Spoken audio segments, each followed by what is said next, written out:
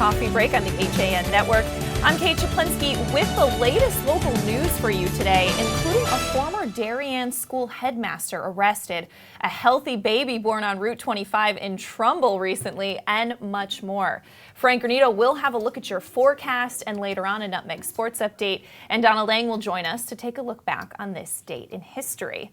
But first, a Darien man who has led private schools in both Norwalk and Darien has been arrested by Norwalk police on charges that he stole from the student activities funds at his most recent school. 46-year-old John Reynolds, former principal of Jefferson Science Magnet School in Norwalk, is accused of stealing more than $20,000 at the school. That according to Lieutenant Terry Blake for Norwalk Police.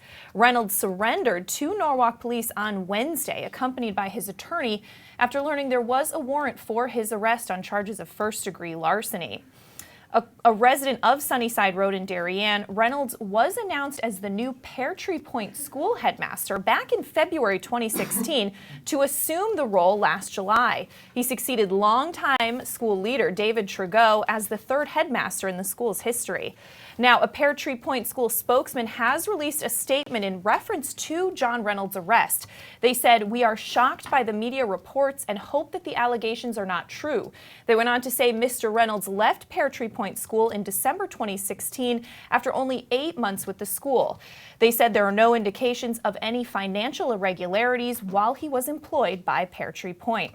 But you can get more on that story at DarienTimes.com. And in other news, 2 men are under arrest after a Thursday morning pursuit through 3 towns, including Trumbull. Now, according to police, Bridgeport police attempted to pull over a stolen vehicle, and when the driver refused to stop, the resulting pursuit went through Easton and Trumbull before ending back in Bridgeport. Trumbull police received a call around 2:50 in the morning that Bridgeport officers were chasing a stolen Dodge Ram pickup truck toward Trumbull. A Trumbull officer picked up the pursuit on Madison Avenue. The driver of that pickup, later identified as 35-year-old Joshua Ciardo of West Haven, crashed the vehicle near Russell Road in Bridgeport, and 2 Trumbull officers assisted in a short foot pursuit. Ciardo was apprehended after a brief struggle. That passenger, identified by police as 32-year-old Matthew Robert Prosnick of West Haven, was able to evade police temporarily, but he was arrested shortly after 7 in the morning when a Trumbull officer spotted him on Madison Avenue. And attorneys for the family suing the town and the Wilton Board of Education, alleging their daughter, who was preschool age at the time, was sexually assaulted by a former Miller Driscoll paraprofessional, Eric Von Cohorn, have offered a compromise.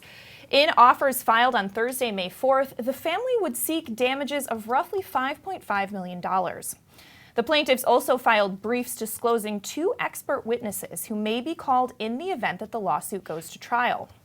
One is Dr. Eileen Treaky of the Bronx, whom plaintiffs say is a psychologist specializing in applied developmental psychology and an independent court expert in the areas of sexual abuse and assault and developmental psychology. According to the brief, Treaky evaluated the child and will testify regarding the cause, nature, and degree of her alleged injury and residual effects. She's also expected to offer her opinion from her evaluation of the girl that demonstrates overwhelming evidence that she was assaulted by Von Cohorn. There's a lot more on that story at wiltonbulletin.com. And Milford police are looking for help finding a man who allegedly threatened to stab a Macy's employee with a hypodermic needle. Police said that on May 4th, a Macy's loss prevention officer approached a man during a shoplifting incident. The suspect pulled out a hypodermic needle and threatened to stab the employee. That suspect is described as a Hispanic male, approximately 6 foot tall to 6'2", 185 pounds, and 30 to 40 years old, with a distinct dark mole or birthmark on his left cheek. If anyone has information, they can contact the Milford Police Department at 203-877-1465. And the New Canaan Fire Department released a photo of a serious crash that happened Wednesday evening. The driver of the car that crashed into a tree in the area of North Wilton Road and Cross Ridge Road Wednesday evening was pulled from that vehicle, which was on fire, by a Good Samaritan. Police observed that rescue as they arrived at the scene shortly before 7 p.m. That single male occupant, a resident of Wilton, was transported to Norwalk Hospital with serious injuries, and that accident remains under investigation. Well, in some happier news, a baby was successfully delivered on Route 25 in Trumbull yesterday. While racing to Bridgeport Hospital, OGBYN Dr. Ronika Chaudhry received a phone call from a patient that said delivery was imminent. Both the patient and Chaudhry were driving along Route 25 at the time. Beth Canone, who works for Chaudhry, said the doctor pulled over along Route 25 just past Route 15 in Trumbull to wait for her patient who was driving the same way. Once the patient pulled up behind Chaudhry, she went over to meet her and saw that she was crowning. Without hesitation, Chaudhry delivered her baby right there on the side of Route 25 in Trumbull before police or the ambulance got there. Canone said Chaudhry delivered a healthy baby girl at 5:15 p.m. When asked how the mother and newborn were doing, Canone said that they're amazing. She said they're doing wonderfully and there was not a single complication. There's a lot more on that story at MonroeCourier.com. Congratulations to the family. But let's take a turn now. Throw it over to Frank Granito for a look at the forecast, which isn't looking so great. No, Frank. It is a gloomy Friday right now, Kate. We're looking at periods of on and off rain all the way through Saturday morning. A high of 58 expected today and breezy out with gusts reaching upwards of 35 miles per hour. Again, that rainfall going to continue on through the night, heavier at times, and there is a chance for flooding in parts of the county. Rainfall should clear out, though, before the sunrise on Saturday, making way for partly sunny skies and temperatures in the low 60s. Not as windy out. We could see a passing shower or two later in the afternoon before overcast skies on Saturday night heading into Sunday, and more sun during the day to end the weekend. An expected high of 60 degrees and intervals of sun and clouds throughout the afternoon. Breezy out and mostly cloudy overnight, a low of 40 degrees before another chilly week coming our way around Fairfield County. That's going to do it for this weather update. Let's go back over to Kate. All right, thanks so much, Frank. We're going to step out for a break, and when we come back, Donald Ang will take a look back on this day in history. Frank has your Nutmeg Sports Update, and there's a lot more local news coming up after this. Part of banking well is doing good. That's why, with the support of local community partners, Bankwell has launched the Bankwell Pet Adoption Project to boost awareness about the hundreds of animals in local shelters that need a home. And when you donate to the cause using the Bankwell self-service coin machines, we'll match your donation. For details, visit mybankwell.com/pleaseadoptme. Bank smart, bank local, bank well. Spring has sprung at Walter Stewart's Market, and we're celebrating the new season with fresh takes on spring. From the finest produce around to guaranteed fresh seafood delivered daily by the best local supplier. Not only are we your time-saving one-stop shop for everything you need this season, our personable team is always ready with a helping hand. Shop Stewart's for the best of spring. Find us at 229 Elm Street, New Canaan, or shop online at stewartsmarket.com. The new fishing season is fast approaching, so it's time to head over to the dock shop and get your gear in order. We're now offering bait in both Darien and our Westport location. The dock shop can service and repair your rods and reels, spool up new line, and fill any empty space you might have in your tackle box. Whether you're a fisherman, boater, or beach bum, the dock shop is a unique place to shop. The dock shop, 51 Tokenique Road, Darien, 609 Riverside Avenue, Westport, dockshop.com.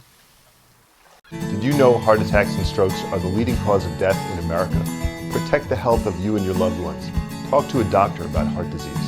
Hi, I'm Dr. David Pizzer with ProHealth Physicians, encouraging you to stay informed about health matters that affect you.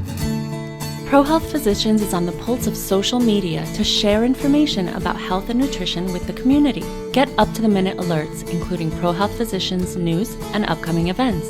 Connecticut's leading group of primary care doctors is just a click away. At Budget Blinds, we're in business to frame the light, the day, and the night. So we give you an exclusive combination of high style, expert service, our no surprises pricing, and our no questions asked warranty. We believe that everyone, at every budget, deserves style and service. Isn't that a beautiful place to be?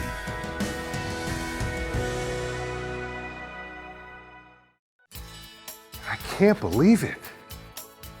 Well, Dad, you did it. You sold 160 cars. Ready to go back upstairs now? I think it's time. I wonder how the boys are making out in their new office. Not what I had in mind, Kyle. What, Dad? Maybe we should retire. Right now, lease a 2017 Rogue S for only $139 a month. Isn't it time you got Millerized? If you're watching this broadcast, you're not alone. The HAN network is available for 200,000 Connecticut cable customers on the Frontier network, and we've also reached more than 2 million viewers on our free live streaming sports, news, and entertainment broadcasts. To reach our rapidly growing audience, contact Advertising Director Jessica Murrin at 203-273-7312 or email jessica@han.network. Welcome back to this May 5th edition of your Coffee Break on the HAN Network. I'm Kate Czaplinski, and it's time to take a look back on this date in history with Donald Eng. Don. Well, Kate, it was 30 years ago that a secretary was briefly the most famous woman in America. First, though, we go to 1862. The Battle of Puebla in Mexico. Troops led by Ignacio Zaragoza halt a French invasion. The victory demonstrated that the Mexican army could succeed against the far larger and better equipped French. In the gold mining town of Columbia, California, Mexican workers staged an impromptu celebration, and Cinco de Mayo remained a regional commemoration for about 120 years until the 1980s, when it was promoted as a celebration of all things Mexican-American, in particular margaritas. In Mexico, the children of Puebla have the day off from school, and even that didn't happen until 2007. To 1961, Alan Shepard rides the Mercury Redstone 3 into space, the first American to leave the atmosphere.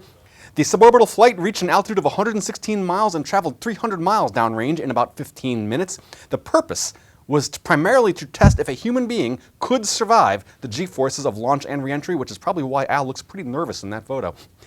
1994. American teenager Michael Fay is caned in Singapore for theft and vandalism. Now, the thought of a rich kid getting swatted on the backside with a strip of rattan caused an uproar in the United States. President Bill Clinton himself personally intervened and got the sentence reduced from 6 whacks to 4. The incident was satirized on The Simpsons when Bart was sentenced to a booting after insulting Australia. Finally, now we go to 1987, 30 years ago today, for this. And so it begins. After months of preparation, the Iran-Contra hearings are about to begin before select committees of the House and the Senate sitting together. In the coming weeks and months, because these hearings are scheduled to go on at least until August, the key players in the Iran affair will be compelled to tell what they know of arms sales to Iran, diversion of funds to the countries in Central America, of the private network that was established to help the countries when the government cut off official military aid.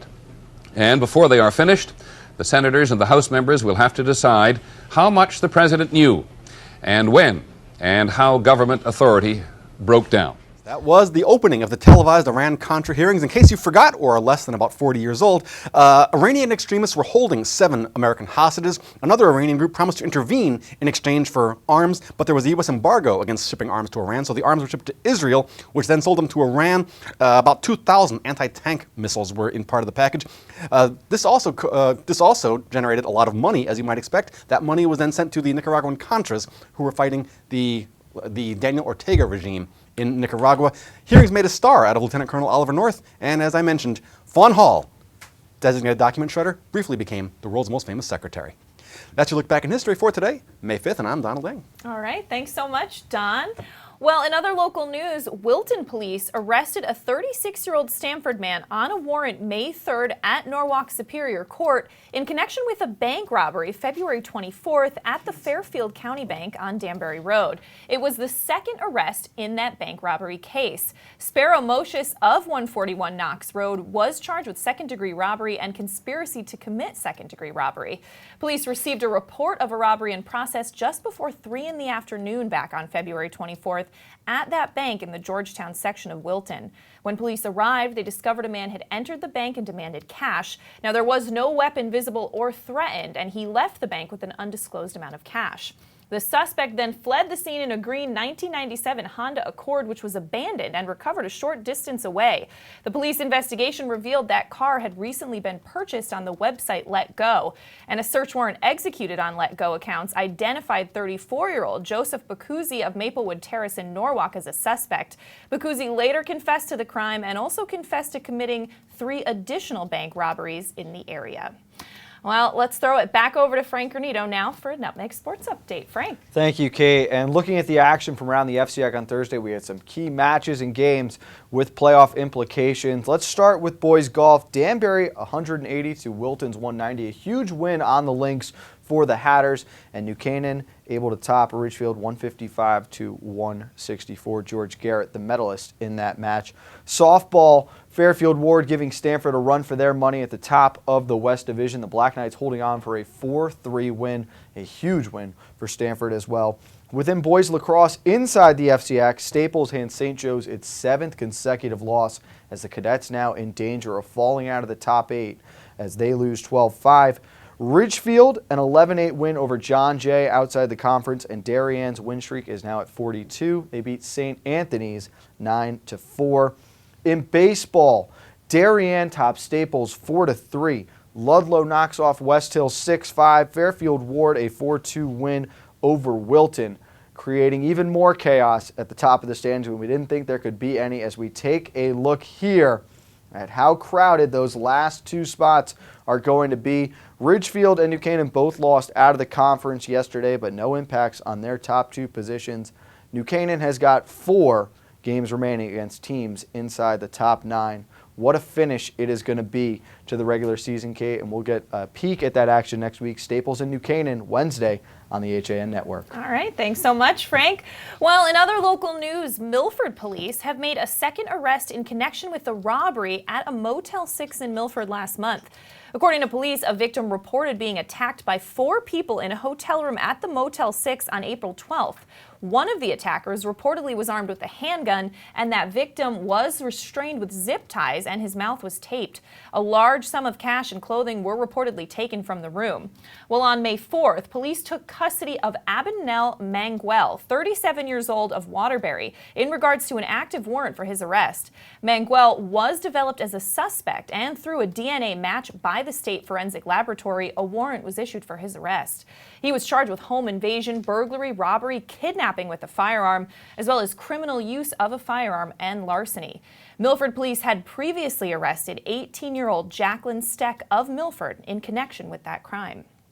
And in other news, Save Our Shelton is trying to raise $50,000 to pay for its 2 separate legal defenses in lawsuits it has filed against the city. The group of residents concerned with high-density residential and retail development is looking to raise money to support its 2 legal committees.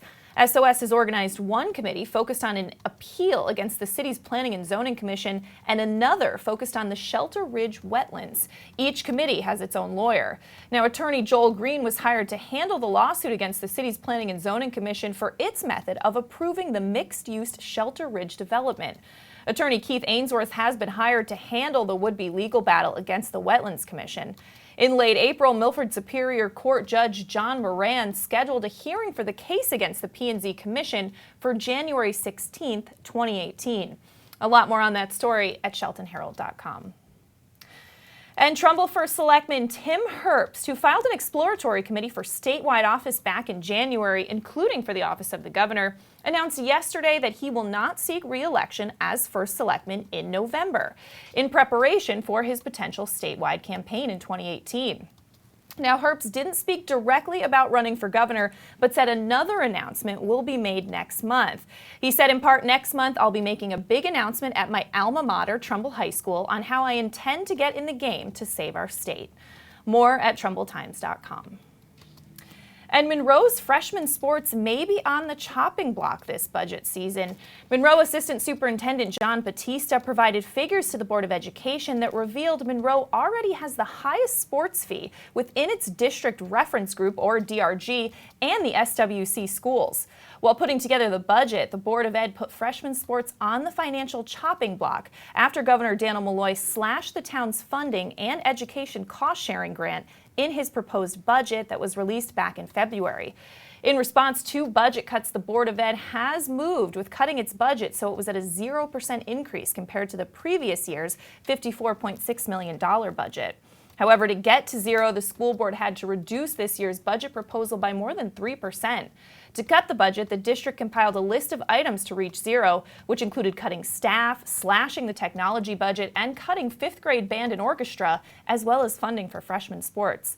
Batista said the district is waiting to finalize some of the cuts until after the state finishes its budget. More at MonroeCourier.com. And frustrated by what he terms a lack of caring, Easton Parks and Recreation Commissioner Robert Clem distributed photographs at the commission's May meeting showing poorly maintained town parks and playing fields. He said, "We have a beautiful green town, and it's frustrating to me. We have great schools. We should also have great athletic facilities." Clem, the regional commissioner for the American Youth Soccer Association, urged his fellow Parks and Recreation commissioners at the May 1st meeting to go walk the fields to see the 18-inch holes left in the ground after barbecue grill pipes were removed at Aspetuck Park. There are also damaged fences, leaves piled in the baseball dugout, and bleachers covered by overgrowth. There's more photos and more on that story at eastoncourier.com. And the rumors have been circulating for months that the on-air chemistry between Morning Joe co-host Joe Scarborough and Mika Brzezinski was taking place off-screen as well. Well, now it is confirmed by media sources that well-known New Canaan resident Scarborough is engaged to Brzezinski. 54-year-old Scarborough reportedly kept a tradition and got down on one knee when they were on vacation in France to celebrate Brzezinski's 50th birthday. They have worked together on air for MSNBC over a decade. The marriage gives folks hope that the Republicans and Democrats can actually get along, since Scarborough is an outspoken Republican and Brzezinski a Democrat. Of course, residents in New Canaan hope that they will experience their marital bliss and real life in New Canaan, but no date has yet been set. More at ncadvertiser.com. And in Ridgefield, the sound of live music and the smell of fresh barbecue are all signs of two spring events happening in Ridgefield this weekend: the annual Spring Stroll and Ridgefield Gone Country Barbecue Festival. Now, Main Street will be transformed into a hub of family activities featuring colorful chalk art, live DJs, shopping deals, a petting zoo, and much more. The Spring Stroll, organized by Downtown Ridgefield, runs from noon to 9 today and from 10 a.m. to 6 on Saturday. Ridgefield Gone Country will take place at the Lounsbury House starting Saturday at 11 in the morning and running through Sunday at 5. Now, the weather has led to a few delays of events, and you can get those updates at theridgefieldpress.com. Well, we're going to step out for a break, and when we come back, we're going to recap some of the top stories we're following today after this.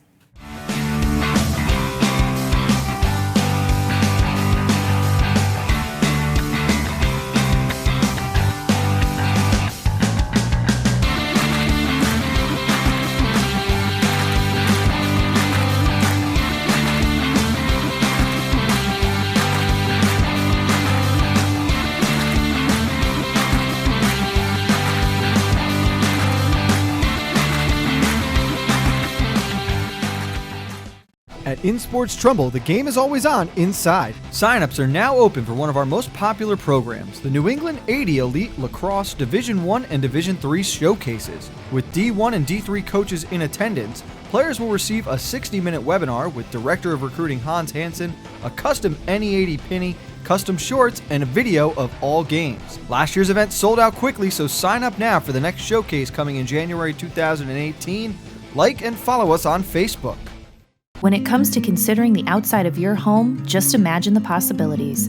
Whether your dream is a stunning freeform pool or a tranquil, secluded garden, the team of professionals at Stonebridge Associates will make it a reality.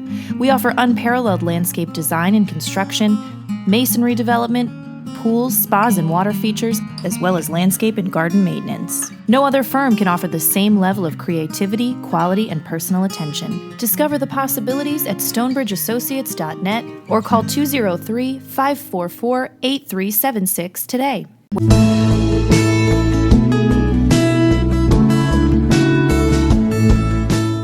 At the Milford Bank, we offer an extensive selection of lending products and services to meet virtually any need. Submit your application online in our Mortgage Web Center. Start to finish, you can apply for a loan in as little as 10 minutes. Our knowledgeable and helpful staff are available to meet with you at your convenience. To learn more about what we can do for you, stop by one of our Milford Bank offices or visit us at milfordbank.com. The Milford Bank, always there. Member FDIC, Equal Housing Lender.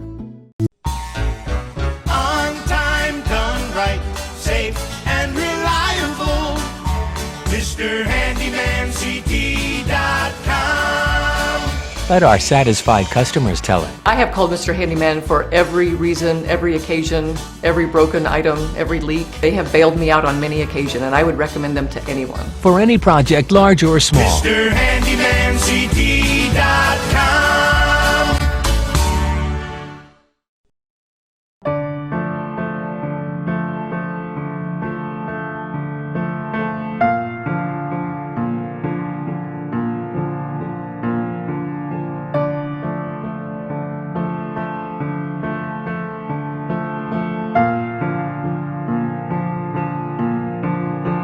Pizza to satisfy even the most demanding critics.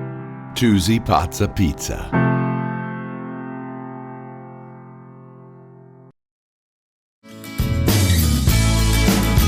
I'm Tracy Masella, a licensed clinical social worker at Silver Hill Hospital in New Canaan. Join me each month as we talk with experts on the front lines of the treatment of mental health and addiction. Straight Talk with Tracy, a Silver Hill Hospital production, airs at 12 p.m. on the second Thursday of each month here on the HAN network. Welcome back to this Friday edition of your Coffee Break on the HAN network. I'm Kate Czaplinski, recapping some of the top stories we're following today. A Darien man who has led private schools both in Norwalk and Darien has been arrested by Norwalk police on charges that he stole from the Student Activities Fund at his most recent school. 46-year-old John Reynolds, the former principal of the Jefferson Science Magnet School in Norwalk, is accused of stealing more than $20,000 at the school. That, according to Norwalk Lieutenant Terry Blake. Reynolds surrendered to Norwalk police on Wednesday, accompanied by his attorney, after learning there was a warrant for his arrest on charges of first-degree larceny. Now, he's scheduled to appear in court on May 11th. He's a resident of Sunnyside Road in Darien. Reynolds was announced as the new Pear Tree Point school headmaster back in February 2016 to assume the role last July. He succeeded longtime school leader David Trigot as the third headmaster in the Darien school's history. A Pear Tree Point spokesman has released a statement in reference to the arrest of Reynolds, saying, "We are shocked by the media reports and hope that the allegations are not true." They said Mr. Reynolds led Pear Tree Point School in December 2016, left Pear Tree Point School in December 2016 after only 8 months with the school. There are no indications of any financial irregularities while he was employed there, they said. But you can get more on that story at DarienTimes.com.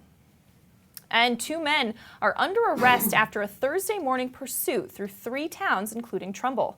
Bridgeport police attempted to pull over a stolen vehicle when the driver refused to stop. The resulting pursuit went through Easton and Trumbull before ending back in Bridgeport. Trumbull police received a call around 2:50 in the morning that Bridgeport officers were chasing a stolen Dodge Ram pickup truck toward town. A Trumbull officer picked up the pursuit on Madison Avenue. The driver of the pickup, later identified as 35-year-old Joshua Sayarto of West Haven, crashed the vehicle near Russell Road in Bridgeport, and 2 Trumbull officers assisted in a short foot pursuit. Sayarto was apprehended after a brief struggle. Now, the passenger, identified as 32-year-old Robert Prosnick of West Haven, was able to evade police temporarily, but he was arrested shortly after 7 in the morning when a Trumbull police officer spotted him on Madison Avenue. And attorneys for the family suing the town of Wilton and the Wilton Board of Education, alleging that their preschool-aged daughter was sexually assaulted by former Miller Driscoll paraprofessional Eric Von Cohorn, have offered a legal compromise. In offers filed on Thursday, the family would seek damages of roughly $5.5 million. The plaintiffs also filed briefs disclosing 2 expert witnesses who may be called in the event that the lawsuit goes to trial. One of those is Eileen Treacy, a doctor from the Bronx, New York, whom plaintiffs say is a psychologist specializing in applied developmental psychology and an independent court expert in areas of sexual assault and abuse. According to the brief, Treacy evaluated the child and will testify regarding the cause, nature, and degree of the alleged injury and residual effects. She's also expected to offer her opinion from her evaluation of the girl that demonstrates overwhelming evidence she was sexually assaulted by Von Cohorn. There's a lot more on that story at wiltonbulletin.com. And Milford police are looking for help finding a man who allegedly threatened to stab a Macy's employee with a hypodermic needle.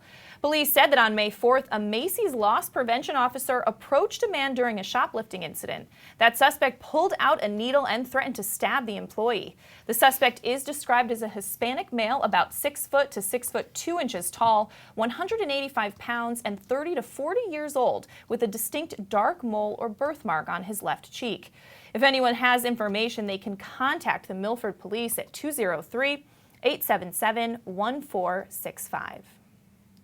And the New Canaan Fire Department released a photo of a serious crash that happened Wednesday evening.